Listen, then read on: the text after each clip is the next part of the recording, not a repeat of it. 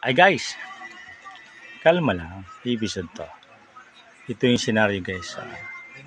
Kaibigan, magkapatid, mag-ina, mag-ama, magkatrabaho, o kapwa mo.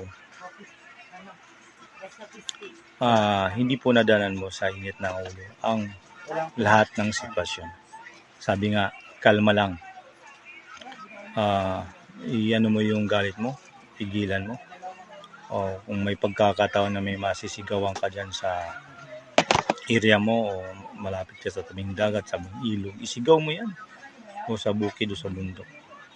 Huwag mo lang sa kapwa mo tao yung galit mo. Kasi guys, kapag yan gawa mo na sa kapwa mo, kung sino man malapit sa'yo, kaibigan mo, mag-anak mo, ang pagsisisi nga nasa huli. Kaya sabi nga, kalma lang. Huwag natin daan sa marahas, sa usapan natin idaan. Kasi ang sitwasyon hindi mo kontrolado. Pag yan, naidapo mo na yung kamay mo, kung ano magiging hawak mo, magiging action mo.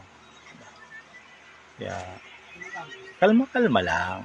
Para hindi ka magsisi sa bandang huli. Mahirap na lusutan yung senaryo ganun kung nagawa mo. Kaya tayo, kalma lang.